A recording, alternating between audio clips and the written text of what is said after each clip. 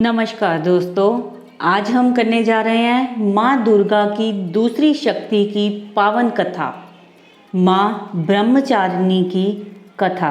तो चलो करते हैं शुरू। आज शारदीय नवरात्रि के दूसरे दिन माँ दुर्गा के ब्रह्मचारी रूप की पूजा का दिन होता है। बता दें कि ब्रह्मा का अर्थ तपस्या से है। माँ का ये रूप अपने भक्तों और सिद्धों को अनंतम फल देने वाला है। इनकी उपासना से तप, त्याग, वैराग्य, सदाचार और संयम की वृद्धि होती है।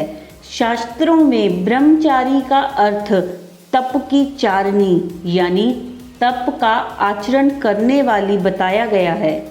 देवी का यह रूप पूर्ण ज्योतिमय और अत्यंत भव्य है। इस देवी के दाहिने हाथ में जप की माला है और बाएं हाथ में यह कमंडल धारण किए हैं। चलिए इनकी कथा के बारे में जानते हैं।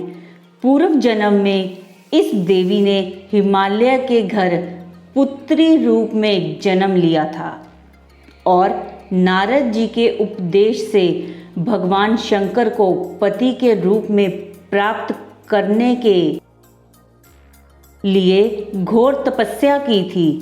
इस कठिन तपस्या के कारण इन्हें तपश्चारिणी अर्थात ब्रह्मचारिणी नाम से अभिहित किया गया।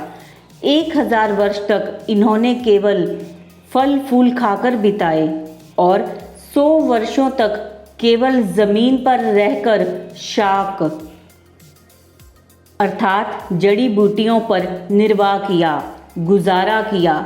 कुछ दिनों तक कठिन उपवास रखे और खुले आकाश के नीचे वर्षा और धूप के घोर कष्ट सहे।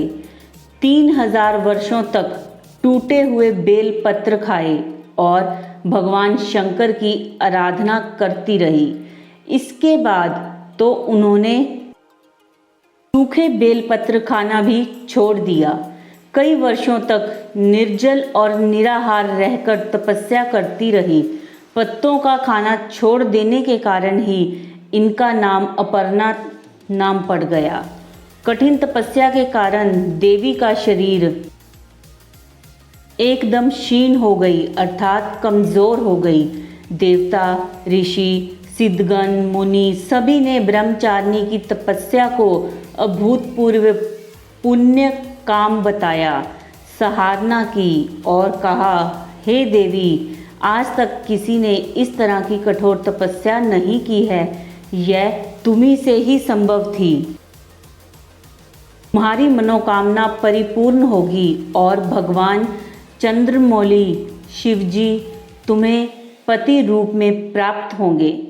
अब तपस्या छोड़कर घर लौट जाओ। जल्द ही तुम्हारे पिता तुम्हें बुलाने आ रहे हैं। माँ ब्रह्मचारिणी देवी की कृपा से सर्व सिद्धि प्राप्त होती है। दुर्गा पूजा के दूसरे दिन देवी के इसी स्वरूप की उपासना की जाती है। तो ये थी माँ दुर्गा की दूसरी शक्ति माँ ब्रह्मचारिणी की पावन कथा समाप्त हुई। अगर अच्छी लगी तो इसको लाइक, शेयर, कमेंट ज़रूर करें। जय माता दी, जय दुर्गा माँ।